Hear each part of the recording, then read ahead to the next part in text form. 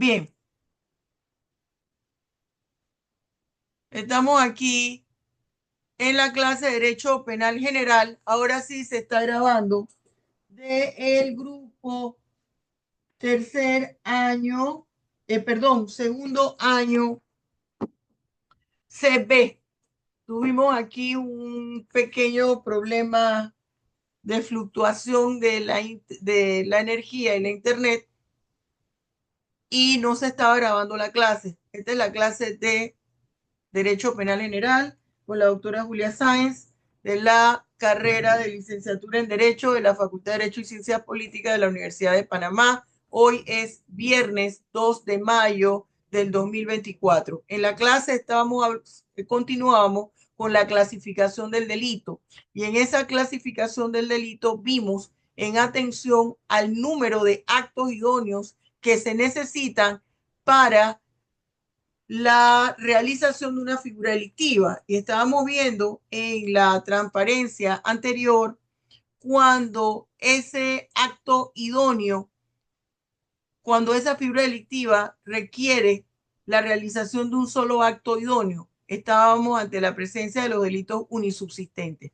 E hicimos una relación con el delito unisubjetivo. Y ese delito unisubjetivo era cuando solamente se requería la intervención de una sola persona, de un solo sujeto activo. Y vimos el ejemplo aquí que concuerda en los dos ejemplos, puede concordar el homicidio tanto en unisubjetivo como en unisubsistente, porque en el delito de homicidio una sola persona puede llevar a cabo un solo acto. En los delitos unisubsistente es un solo acto, delito de homicidio. Plurisubsistente, hablábamos que se requería la realización de varios actos idóneos. Hicimos la relación con el delito plurisubjetivo, que a diferencia del delito plurisubsistente, el delito plurisubjetivo requería la participación de dos o más sujetos activos. Vimos el ejemplo del delito de asociación ilícita. En el plurisubsistente vimos el ejemplo del delito de blanqueo de capitales en el 254, donde señalábamos que en ese delito de blanqueo de capitales se necesitaba un acto idóneo precedente que iba a ser una acción ilícita precedente. Y pusimos el ejemplo de un estudiante hipotético. Si ese estudiante, producto de la venta de estupefacientes, recibía una cantidad de dinero de aproximadamente $100,000. Y esos $100,000, ella luego lo invertía en un negocio lícito, un salón de belleza boutique. Para que se dé ese blanqueo, ella va a necesitar recibir un primer acto, recibir dinero de un negocio, de una figura delictiva o de una acción ilícita, tal cual lo dice el 254 que se leyó previamente y que estaba el listado de las figuras delictivas que señalaba para el blanqueo de capitales. Dos. El segundo acto idóneo es que ese dinero se invierte en un negocio lícito y ella empieza a generar dinero de ese negocio. ¿De qué negocio? El que les puse en el ejemplo, la boutique, salón de belleza. Empieza a llegar la gente, empieza a comprar sus artículos, empieza a atenderse. Blanqueo de capital. Y yo había retrocedido hacia atrás y había hablado de, según el daño que se le daba al bien jurídico tutelado. Habíamos hablado del delito de lesión.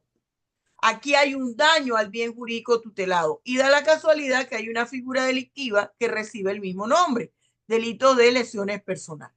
Homicidio también es un delito de daño. Mire cómo el homicidio me puede encajar en varios. Me puede encajar en un delito unisubjetivo, en un delito en un delito unisubsistente, perdón, en un delito de lesión. Hablamos del delito de peligro, que no hay un daño en el bien, solamente el bien se pone en riesgo. Por ejemplo, el delito de abandono de niños, niñas, de niños u otras personas incapaces de velar por su seguridad o su salud.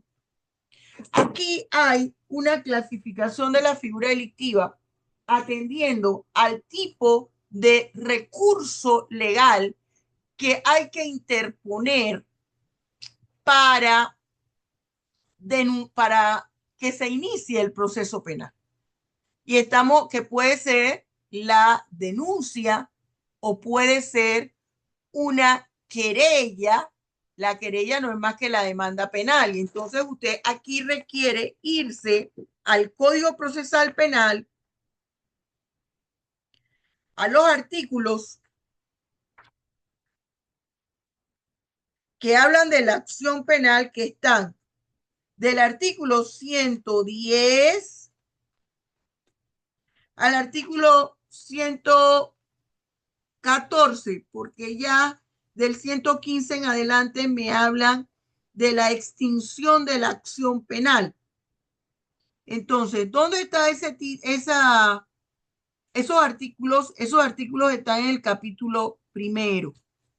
Ese capítulo primero se denomina acción penal y ellos están en la sección primera que habla de reglas generales.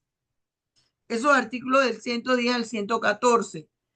Y ese título cuarto que habla de la acción donde se encuentra este tema pertenece al libro primero, el libro primero del Código Procesal Penal.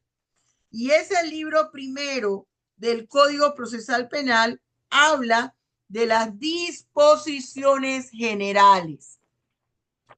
Entonces, allí me dice cuando un delito es de acción penal pública. ¿Qué quiere decir eso? Que solamente con que la autoridad se entere se puede iniciar el proceso o con la denuncia que se haga de los parientes de la víctima. Entonces, por ejemplo, aquí en el delito de homicidio. ¿Qué pasa, profesora? Explíqueme bien eso de la acción penal pública. En la figura delictiva, esto tiene que ver, jóvenes, con la titularidad del bien.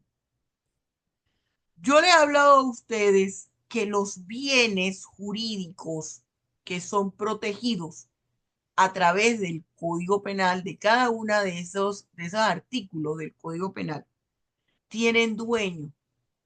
Para usted poder hacer valer su derecho, usted tiene que ser titular del bien. Y esa titularidad del bien debe ser legalmente reconocida. Por ejemplo, resulta ser que Luis es hijo de London, pero no vamos a decir que de London porque es más fácil corroborar que ella es la mamá. Vamos a decir que Luis es hijo de Miguel, pero Miguel nunca lo reconoció. Miguel era un oficial de la Armada inglesa, vino a Panamá, se enamoró una panameña, tuvo un hijo, nunca se enteró y se regresó para Inglaterra. Entonces,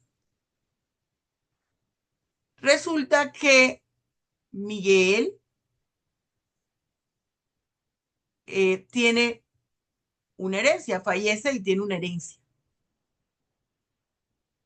Pero Luis nunca fue reconocido. Todo el mundo sabe que él es hijo de Miguel, pero nunca fue reconocido.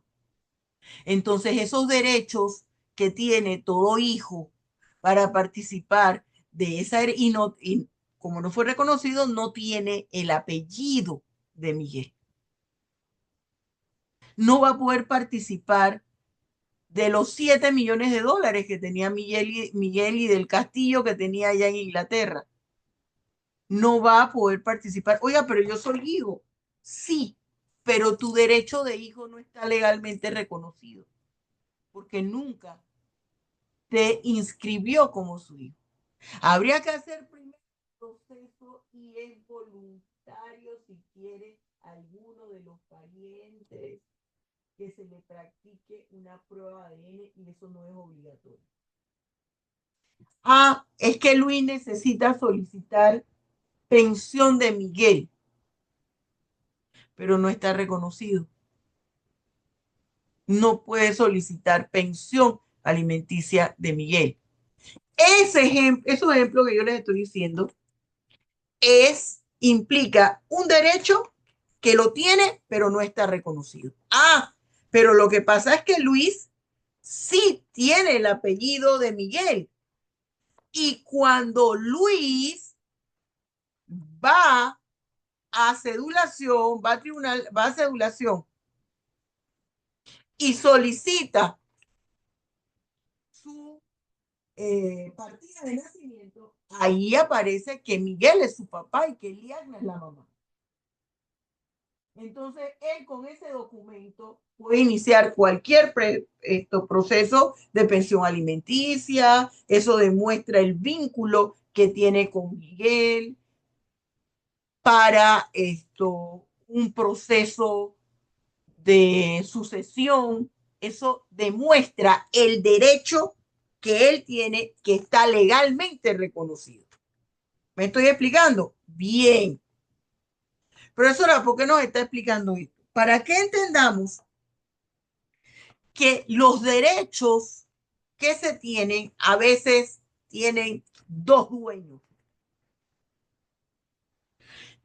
Entonces, ¿quiénes son las personas que pueden exigir cuando se les ha vulnerado algún bien? Aquella persona que es dueña de ese bien y que lo puede demostrar. Hay bienes jurídicos como la vida, donde hay copropietarios de ese bien. Por ejemplo, mi vida le pertenece ¿a quién? A Julia Sáenz, que soy yo, pero le pertenece a otra persona. ¿Quién es la otra persona? El Estado. Entonces son bienes de doble titularidad. Ambas partes pueden interponer una acción penal si ese bien ha sido transgredido o vulnerado. Por eso es que usted ve que cuando hay un homicidio y el Estado se tiene noticias a través de uno de sus funcionarios, este funcionario puede, si es del Ministerio Público, está el procurador o está un fiscal desayunando y dice, si acá está viendo las noticias y dice el noticiero, ya te doy la palabra, Luis, y dice el noticiero, acaban de encontrar en un matorral en Cerro Matusalén 2 cadáveres. Puede inmediatamente llamar para ver quién es la persona competente, si es él, si puede, si está dentro de su circuito y eh, dar inicio a una averiguación. ¿Por qué? Porque él está representando a uno de los dueños de ese bien que ha sido transgredido, que es la vida. Eso también implica que aparecieron los parientes de esa persona que falleció. La mamá, y la mamá puede ir ella a presentar la denuncia. O la mamá dice, no, hombre, pero mira, si es que lo que pasa es que mío era un drogadicto, ya yo se lo había advertido que él iba a terminar en un zanjón. Yo lo perdono, el Estado, el otro propietario, el copropietario de ese bien le hizo un momento. Está bien, usted lo perdonó, pero yo no. Y el proceso sigue. Eso es como si usted tiene una casa que es de Noeli y es de Eliana, 50% de cada una. Y Eliana se quiere ir a vivir al exterior y ella necesita la mitad del valor de la casa para irse. Ella no puede a mutuo propio poner en venta la casa. Ella necesita consultar con Noel y decirle, mira, ¿me compras tú mi parte? Porque tengo que ponerla en venta, mi parte. Tiene que consultarle porque ella es la copropietaria. Entonces, aquí me dice mi artículo 111, cuando el Ministerio Público tenga noticias sobre el 111 del Código Procesal Penal. Ya te doy la palabra, Luis. Cuando el Ministerio Público tenga noticias sobre la existencia de un hecho de carácter delictivo perseguible de oficio. ¿Cuándo perseguible de oficio? Cuando ese bien que ha sido afectado también le pertenezca al Estado. ¿Cuál es el 112? Y aquí vemos, ejemplo, homicidio. Porque en el homicidio el bien afectado es la vida y la vida es un bien de doble titularidad. Cuando hablamos de los menores, es de la vida de un menor, el dueño, el menor, los padres del menor y el Estado. Dice aquí artículo 111 del Código Procesal Penal. De acción pública que requiere instancia privada. Artículo 112. ¿Qué es lo que me está diciendo aquí? Se necesita que la parte afectada vaya y presente una denuncia que después tendrá que formalizarla en querella. Y cuando ya la presenta, así ella se eche para atrás, va a continuar el proceso, puede continuar el proceso por parte del Estado. Mira el ejemplo que pone: abuso deshonesto en que la víctima es mayor de edad. En el artículo 112 del Código Procesal Penal me dice cuáles son esas figuras delictivas. Y luego está las de acción privada. Solo la víctima interpone la acción y si esa víctima o el ofendido o el representante legal perdona a su agresor, allí se suspende el proceso. ¿Y dónde están esas figuras delictivas? En el 114. Quiere decir que si los delitos o el delito que ocurrió no está ni en el 114 ni en el 112, entonces son de acción penal pública, que lo va a seguir el Estado. Dime, Luis. Sí, profe, en cuanto a estos bienes jurídicos, ¿cuál serían? ¿Solo la vida es el que es compartido o hay algunos otros más? Todos aquellos bienes cuyas figuras delictivas, que son sus garantías, no se encuentren ni en el 112 ni en el 114. ¿Cuál otro? Todo lo que está relacionado con el menor de edad. Una violación a un menor de edad, por ejemplo. No es que ya yo lo perdone, usted lo perdonó. ¿Cómo va a ser así?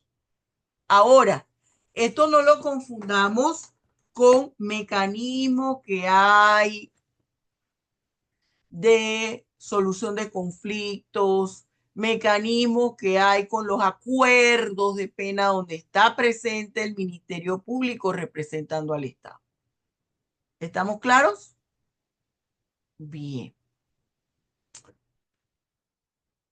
Esto de acción privada, por ejemplo, el delito contra el honor, un delito de calumnia, un delito de injuria.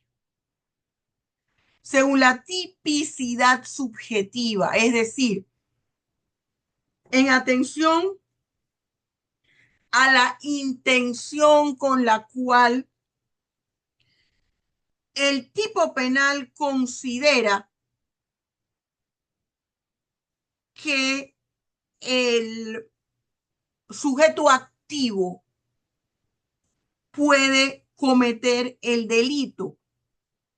Acuérdese que esto tiene que ver con el enfoque finalista. Usted se acuerda que hemos hablado, que hemos explicado aquí, que eso es como una camisa de fuerza.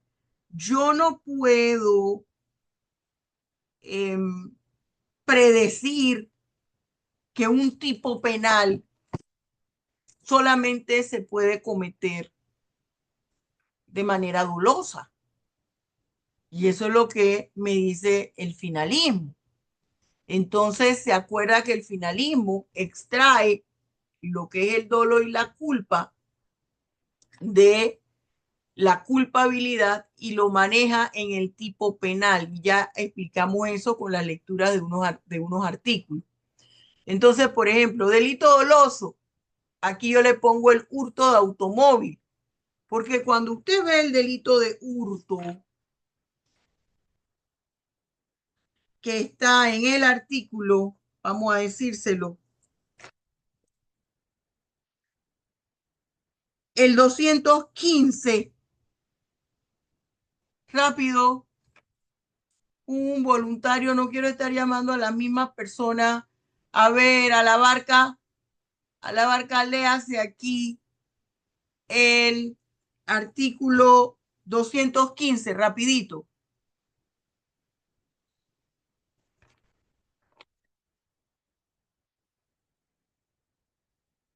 Vamos a la barca, hijo. Se le fue la señal. 215. Quien se Ajá. apodere de un vehículo automotor será sancionado con pena de 7 a 10 años de prisión. La sanción se aumentará en un tercio a la mitad si el delito se comete Ok, con la y interés. pone ahí las agravantes. Ajá. Ajá, y Número pone ahí uno. las agravantes. Ve que esta es una figura delictiva en el que el tipo penal la maneja como dolosa. ¿Se fija? Allí la maneja como dolosa. Los delitos culposos, cuando se actúa sin intención, se actúa por culpa. Yo le pongo aquí un ejemplo. Un paciente fallece en el salón de operaciones por infarto al corazón. Le sobrevino un infarto. No podíamos prever que le sobrevino un infarto y el paciente fallece. Se le estaba haciendo una cirugía de la vesícula y le sobrevino un infarto al paciente. El médico no mató al paciente. ¿Me estoy explicando? Bien. Delitos preterintencionales. En ese delito culposo o imprudencial, para que quede más claro, en ese ejemplo que le pongo ahí, en el salón de operaciones por infarto al corazón, el médico tiene que aplicarle un medicamento que no hay opción para ponerle otro medicamento. Pero uno de los efectos secundarios que puede tener el medicamento es que la persona le puede sobrevenir un infarto, pero ese es un medicamento que hay que aplicarle. ¿Me estoy explicando? Allí el médico no quiso matar a su paciente. En el delito preterintencional, esos delitos preterintencionales los tenía antes nuestro código, así como los delitos con causalidad. Y hablaba de el homicidio preterintencional. Sin embargo, el hecho de que aparentemente aquí no lo tenga el código, eso no quiere decir que la doctrina no lo contemple. El delito preterintencional, ¿cuál es? El delito preterintencional es aquel que inicia con dolo y termina con culpa. Y yo le pongo aquí un hombre que empieza con una discusión. Mire que hay un estacionamiento. Una persona está esperando un turno para entrar en el estacionamiento y viene otro que se siente vivo. Usted no se ha fijado, uno está en fila esperando que la persona salga y de repente se le aparece otro carro que se abre y toma el estacionamiento. Entonces, ¿qué pasa? El señor del estacionamiento se baja, el que le quitaron el parking, y le reclama a la persona. Él bajó, cuando a usted le pasa eso, usted se molesta y siente una furia, un coraje, y sale y usted quiere pegarle a la persona. Caramba, y cuando usted sale y sale la persona a golpearlo y a pegarle, la persona trastabilla. Y por más que hace el esfuerzo, mire que él trata de agarrarlo. Ve la foto que yo le pongo aquí, él trata de agarrarlo, sostenerlo, pero fue por gusto. La persona cayó, se golpeó con el quicio de una acera que había y la persona fallece. ¿Cómo inició aquí? Inició con la intención de pegarle porque estaba molesto y ahora lo acabo y trata de evitar el mal agarrándolo, pero al agarrarlo el mismo señor con las piernas del otro que intentaba sostenerlo se enredó, cayó y fallece. El homicidio, por ejemplo, el delito concausal que hay en legislaciones suramericanas como la peruana y la venezolana. La víctima tiene una afectación que es probable que el victimario no conozca. Resulta que Bosques sufre del corazón, pero a lo mejor Cindy no lo sabe. Y Bosque va guiando su vehículo a motor y Cindy viene y con una capucha en la cara y una metralleta corta y lo intercepta para robarle. Y cuando Bosque, que ella le está tocando el vidrio y hay ella le está tocando el vidrio, él se asusta. ¿Qué pasa? Y le ve esa metralleta y no se da cuenta de que ella es una dama. A lo mejor físicamente es más, no tiene el mismo tamaño que él. Pero en el momento él alcanza a ver es el arma que le llama la atención y le ocasiona un gran susto, le da un infarto y fallece. Y el infarto es porque él tiene una afectación cardíaca. Ese es un ejemplo de los delitos con causal.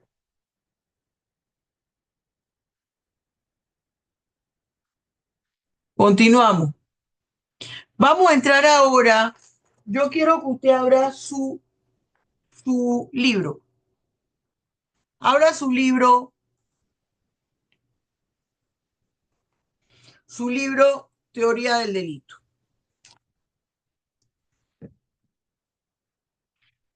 ¿Qué hemos visto hasta ahora? Vaya a su índice. En su índice, nosotros hemos visto todo lo que es el marco conceptual de la figura delictiva, la clasificación del delito.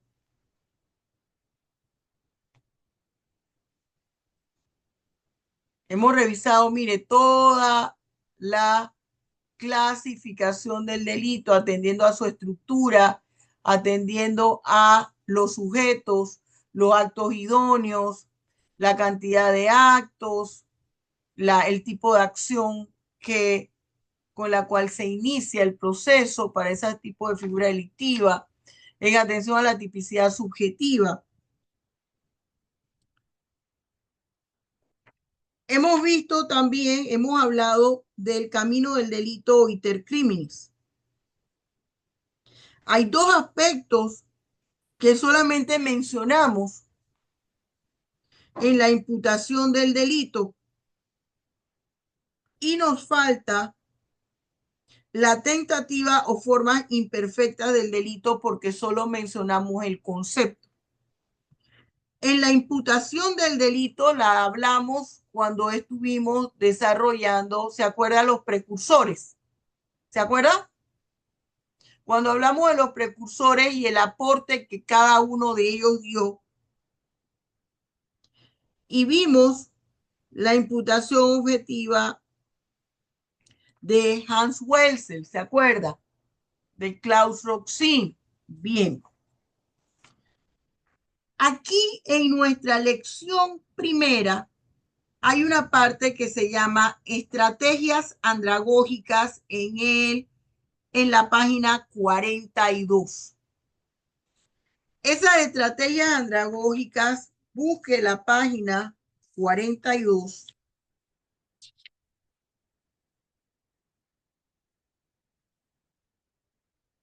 Y me gustaría que un estudiante voluntario me leyese las estrategias andragógicas, rapidito.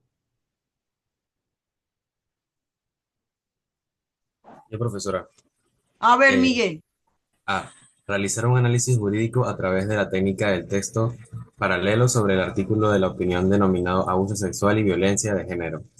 B. Llevar a cabo un debate en clase sobre los resultados arrojados al momento de llevar a cabo la técnica del texto paralelo, en la cual se puedan advertir los aspectos analizados en esta lección con relación a la teoría del delito. C. Recomienda observar en el aula virtual de nuestro canal de YouTube sobre el texto paralelo en la siguiente dirección. Muy bien, mire.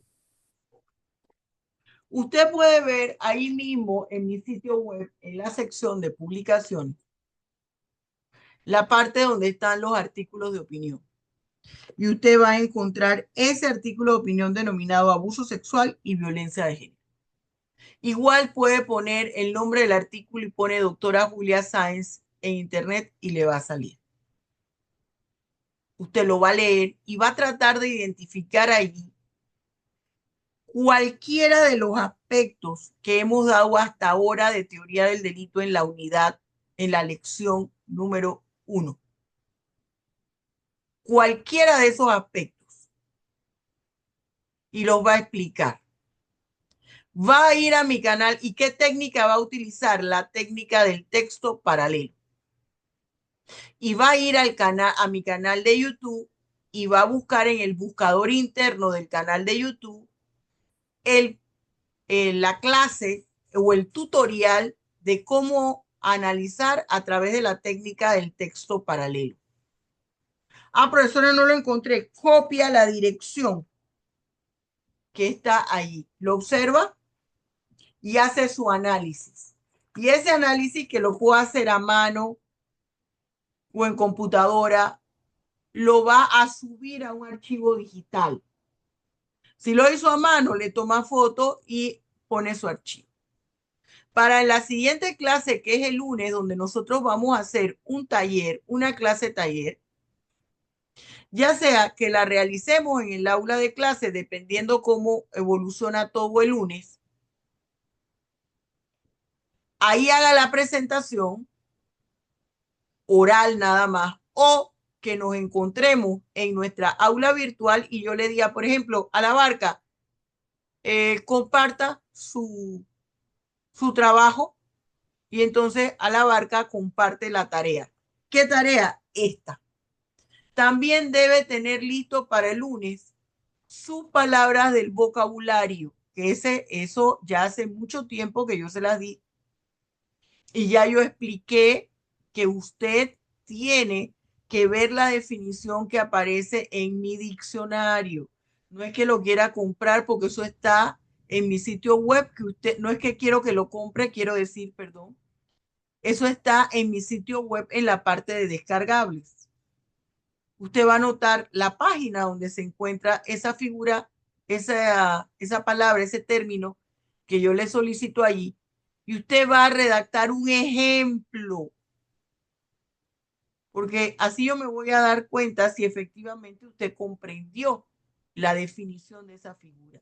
Y ese ejemplo, ¿cómo lo va a redactar en forma de caso práctico, profesora? ¿Y dónde yo veo los lineamientos de cómo yo puedo redactar un caso práctico? En el libro Estudios del Código Penal?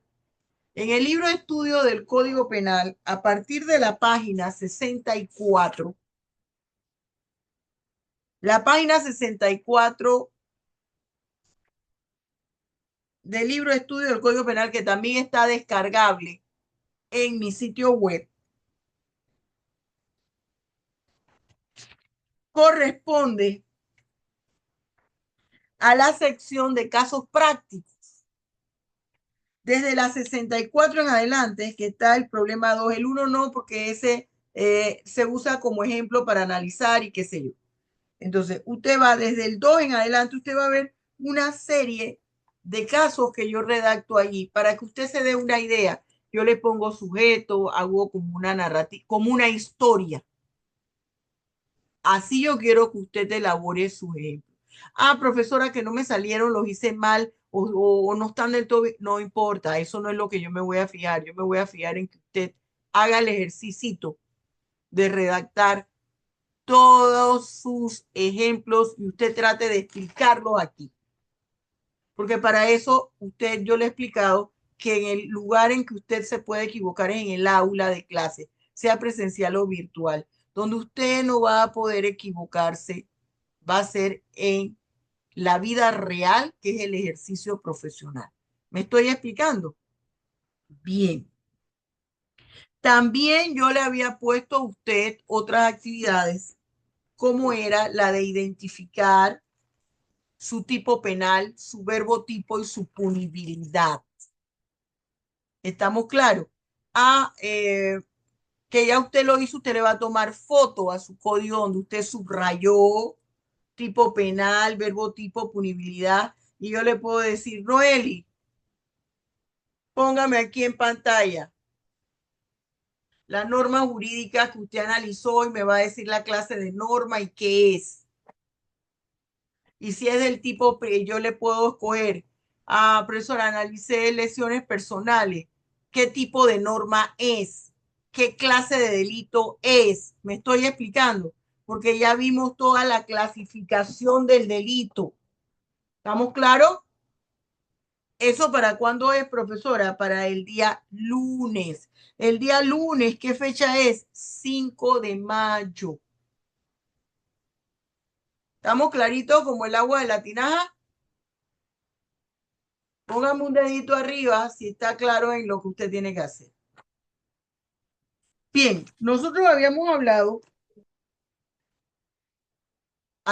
aquí para luego entrar en la lección 2, que es la acción o conducta ilícita. Para eso, usted debe también complementar con una lectura a la lección 2. En lo que tiene que ver, y voy a dejar de compartir aquí. Espérese un momentito.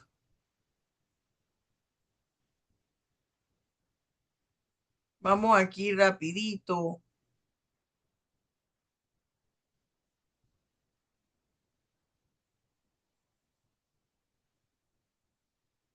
Ajá. Vamos aquí al tema 7. En el tema 7 hablamos de la imputación en el delito.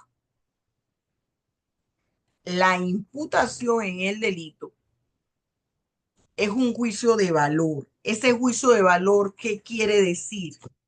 Es una valoración que se va a hacer de los hechos y de los medios probatorios con respecto a la existencia de esa figura delictiva y a la nivel de responsabilidad penal del individuo, el nivel de culpabilidad del individuo. Y uno de los aspectos está vinculado a la imputabilidad. Entonces, aquí tenemos dentro de esa imputación lo que es la imputación objetiva, la imputación subjetiva y la imputación personal o individual.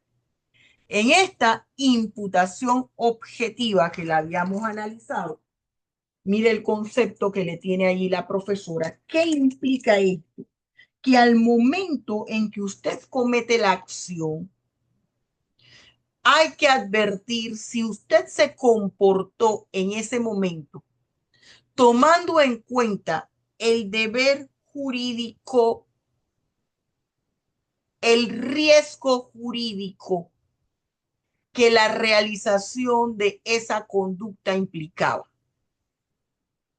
Hombre, yo soy médico cirujano y yo no debo ingerir bebidas alcohólicas cuando yo voy a realizar una cirugía. Porque si yo ingiero bebidas alcohólicas al momento de realizar la cirugía, yo no voy a estar al 100% pendiente, ni todos mis sentidos van a estar en una disposición de poder responder ante situaciones que se me puedan presentar en esa cirugía. Al momento que se me presentó la cirugía, yo confundí la vena con la aorta, corté la aorta, se me olvidó que el corazón, ¿dónde estaba el corazón? Porque ya estaba viendo doble y hice ahí un picadillo con el paciente. Mi conducta en el momento en que yo realicé la acción no tomó en consideración el riesgo jurídico que la misma conllevaba. No me comporté como se estaba esperando que se conduciera una cirujana experta con más de 20 años de práctica. Eso es lo que me habla a mí, esa imputación objetiva. Yo tengo que advertir al momento en que el individuo lleva a cabo la conducta, si su conducta tomó en cuenta o se comportó tomando en cuenta el riesgo jurídico que ésta demandaba, siempre y cuando no había ninguna condición, una situación que justifique la conducta ilícita que realizó, una acción justificante. Entonces, hay muchos artículos del código que nos explican o nos contemplan esta figura. Por ejemplo, el artículo 125 en el último párrafo. Lee esto, Salcedo. Disculpe, profe, ahora no puedo, que estoy en no puedo, profe, disculpe. A ver, Sarlat. Oiga, que eso, usted sabe que eso me gusta de esta época. En la época en que yo estudiaba, no, un profesor le arrancaba a uno un ojo, pero eso está bien. En mi época no había respeto a los derechos humanos. A ver, Sarlat, No la escuché bien, profesora, me repite. el Disculpe. último párrafo del artículo 25 dice, Código- cuando ok. este código incrimina un hecho en razón de su resultado prohibido, también lo realiza quien tiene el deber jurídico de evitarlo y no lo evitó pudiendo hacerlo. Y no lo evitó pudiendo hacerlo. ¿Por qué? Porque no tomó en consideración el riesgo jurídico que involucraba el acto que se llevaba a cabo. Estas figuras en realidad salió y es producto del derecho penal alemán para explicar la comisión de los delitos culposos y después se introdujeron en los delitos dolosos. En el delitos culposos, por ejemplo, en los accidentes de tránsito. Ese conductor que sabe que no debía ingerir alcohol ni ningún tipo de bebida alcohólica ni estupefaciente e irse a manejar su tráiler, por ejemplo. Bien,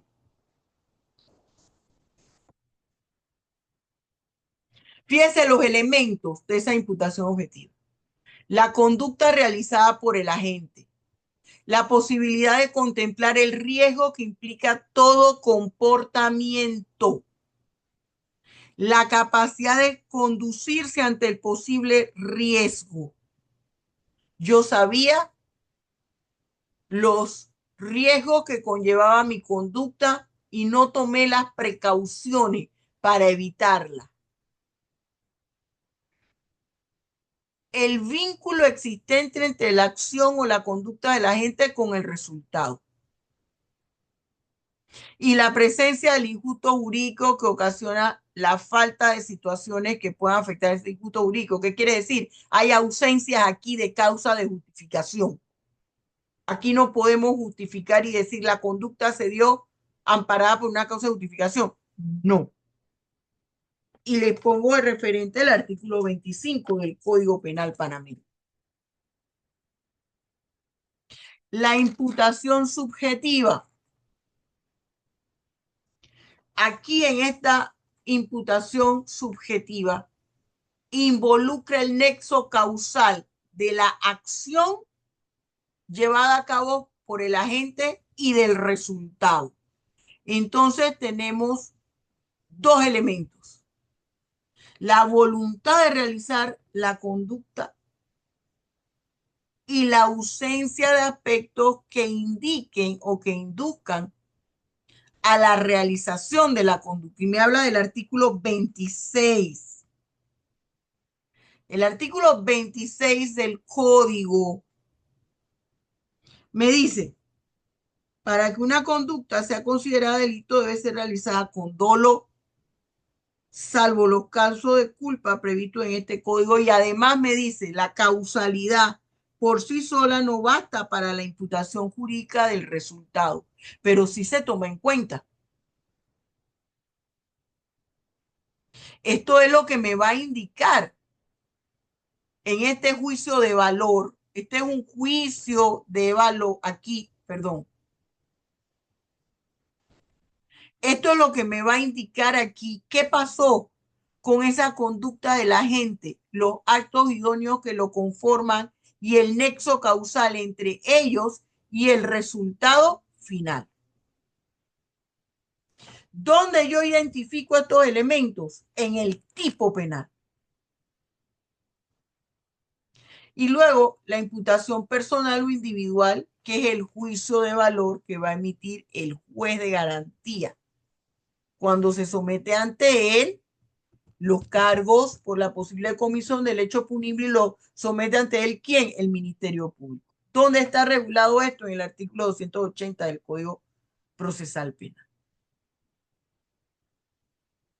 Y estas son situaciones que se derivan o que son necesarias, están relacionadas con la culpabilidad del individuo, es decir, establecer el nivel de responsabilidad penal de este ante la posible comisión del hecho punible. Bien.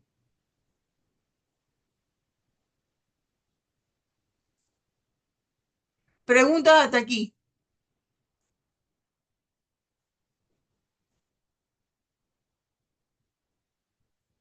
¿Preguntas hasta Profe, aquí? yo tengo una pregunta, pero es sobre los talleres. ¿Quién es Eliagna? Ajá, dime Eliagna, para dar el último tema. Dime Eliagna. Serían entonces tres actividades. Uno es el de leer y identificar cualquier aspecto de la unidad 1 del módulo 1. Ajá. Y a la par también usar una técnica de texto paralelo que usted Ese es uno. mencionó que La de las estrategias andragógicas. Ese es un taller. Completo las el otro estrategias es andragógicas que están en la lección 1 y ustedes la tienen que estudiar.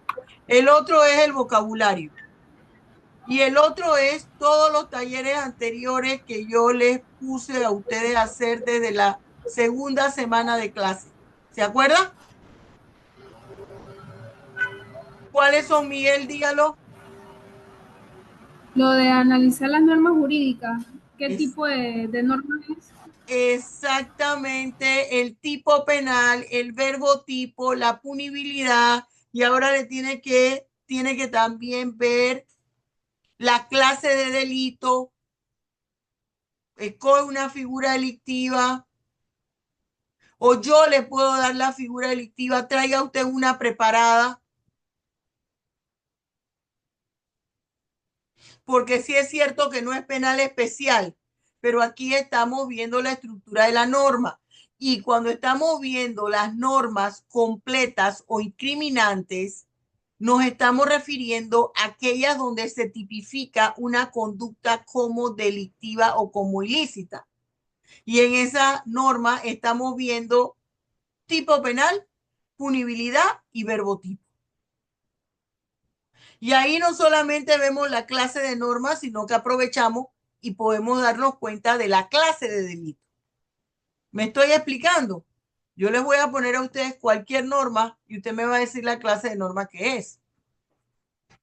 Le pongo una norma que contempla una figura delictiva y le digo la clase de delito, que me diga usted la clase de delito. ¿Ok? ¿Está clara, Eliagna? Sí, profe, gracias. Bien. Nos queda entonces, como último punto, ver lo referente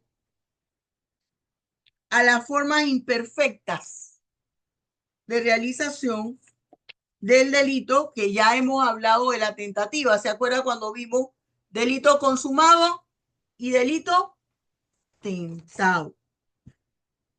Con esto vamos nosotros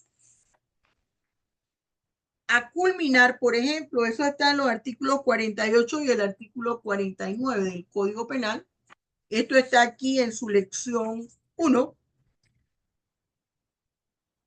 La tentativa o forma imperfecta del delito. Y este tema lo vamos a abordar la próxima semana. ¿Preguntas? Pero, yo un momento, Dime a la barca. que usted habla del tipo de delito, pero yo quiero saber si usted conoce el caso del alemán Aldo Heisman, que él justificaba su caso alegando el imperativo categórico de Monecán, y quiero saber si eso, al día de Perdón, hoy, no te entendí porque que, no te... que, no sé si usted conoce el caso del alemán Adolf Eichmann, que él alegaba sus mensuaciones utilizando el imperativo categórico de Monecán, y quiero saber si eso al día de hoy es aplicable A o ver, sepárate un poco de la boca el micrófono, sepáratelo un poco. Ajá. que ¿Qué no es quieres saber si se está aplicando todavía qué cosa? el imperativo categórico de Monecán, ya que en esa época el alemán Aldo Heisman lo utilizó para alegar su defensa. Bueno, sí, todo medio probatorio que sea lícito siempre podrá aplicarse. Ok, gracias. Bien, muy bien. ¿Otra pregunta? Bien, jóvenes. Entonces, nos vemos la próxima clase. Voy a subirles esto. Yo espero que, a ver, aquí quién escribió. Sebastián García. No, esta clase sí se grabó, Moriel, porque me avisó a tiempo Noeli. Noeli me avisó a tiempo y yo empecé a grabar la clase. Es que como hubo cortos, también Tigo ha mandado mensaje de que hay problemas en esta área con la fluctuación del internet. Isabelita hasta ahora escribe que tengo problemas con la señal, por eso no puedo encender la cámara. Ok, Profe, Isabel. no se preocupe, ya luego mejoró y pude encender. Bien, hija, Gracias. bien. Entonces, Sebastián me dice, profesora, yo no entendí la primera tarea. Yo no entendí los trabajos, solo el vocabulario. ¿Qué trabajo no entendiste? ¿Dónde está Sebastián? Aquí, Ajá, profesora, es que había entendido que son tres trabajos Uno, el primero no lo entendí, el segundo creo que es el vocabulario y el tercero tampoco lo entendí. El tercero, hijo, es de la lección 1. Tiene la lección 1 que está aquí en el libro de texto, Teoría del Delito. Y fue la que leyó, creo que Liana o Molinier, o no, creo que fue Miguel quien leyó. Eso está en la página 42 del libro Teoría del Delito. Y allí yo los mando a que ustedes lean un artículo de opinión de mi autoría y que ustedes traten de ubicar, hacer un análisis de ese artículo donde ustedes van a ubicar aspectos de la lección 1 en ese artículo a través de la técnica del texto paralelo. Esa técnica del texto paralelo, yo explico un tutorial. Usted ve el tutorial, porque eso es como realizar una tarea, que no vamos aquí a dedicarle toda una hora. Usted ve el tutorial y yo lo explico ahí con un ejemplo, cómo se hace un análisis a través de el texto paralelo. Tú vas a leer el artículo que se llama Abuso sexual y violencia de género. Y tú vas a tratar de identificar allí el concepto de delito, el iter criminis, por ejemplo, la imputación objetiva, la tentativa, la clasificación del delito. Vas a hacer la lectura de la lección 1 y vas a ver tu PowerPoint. ¿Me estoy explicando, Sebastián? Ah, profesora, que Sí, es que yo no profesora. entendí cuando yo estaba leyendo allí yo no entendí la tentativa. El lunes usted hace su trabajo y pone un asterisco. No entendí clasificación de la tentativa. La profesora dijo que era clase la próxima semana, pero si usted se va a los otros videos, usted ve que yo he hablado de la tentativa.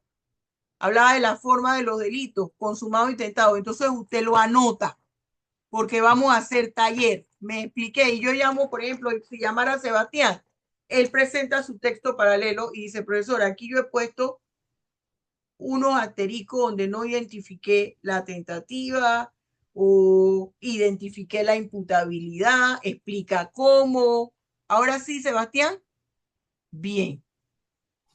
Sí, profesora, eso sería un PowerPoint. No necesariamente, lo pueden hacer a mano, lo que tienen es que subirlo. Si vamos a decir que usted lo hace a mano, no tiene para hacer el PowerPoint, lo hace a mano, le toma una foto y cuando yo llame al estudiante lo pueda proyectar. ¿Sí? Ah, que quiero hacer un PowerPoint, pero Entiendo, sí. esto no es una charla, es un taller que vamos a hacer. ¿Ok? Bien. Entonces, los primeros talleres, ¿se acuerda que le dije cuando estábamos viendo la estructura de la norma penal y la clasificación de la norma? Le dije, van a ver en el título segundo, me van a identificar creo que le dije título primero y título segundo. Me van a identificar en esa norma tipo penal, verbo tipo y punibilidad y le van a poner 3 colores. ¿Se acuerda? Y entonces, ahora ya hemos incorporado la clase de delito. Usted le pone la clase de delito. Profesora, esto es penal general, no es penal especial, es cierto. Pero ¿cómo vamos a estudiar cuál es el tipo penal, verbo tipo, la punibilidad en cuanto el tipo penal y la punibilidad, la estructura de la norma penal, la tipicidad objetiva y la tipicidad subjetiva, lo que contempla cada uno, si no es a través del libro segundo? ¿Estamos claros? Y yo le puedo decir aquí, le puedo proyectar un artículo, yo se lo proyecto y le digo, London, explíqueme qué clase de norma es esta. Como le puedo decir, Navas, dígame cuál artículo usted analizó, proyéctemelo. Ahora sí estamos claros. Sebastián, de la primera tarea. Sí, profesora. Muy bien. Entonces, que tenga Sí, un sí, feliz fin sí, de maestra. semana. Yo le voy a estar subiendo en el transcurso de la tarde o la noche cuando esto aquí se reproduzca y esperemos que no vuelva a haber fluctuaciones de la internet o de la luz porque se corta inmediatamente la reproducción del video. Entonces, el lunes en principio la clase la damos en el aula de clases, pero vamos a ver cómo evoluciona, porque el problema es que la hora de nuestra clase coincide con cierre de calle. Entonces no quiero que usted se quede sin poder llegar. A veces no hay problema en la universidad adentro, pero es difícil llegar porque hay cierres. ¿Me expliqué? Bien. Entonces, jóvenes, Dios los bendiga ricamente. Los quiero mucho. Que tengan un buen fin de semana.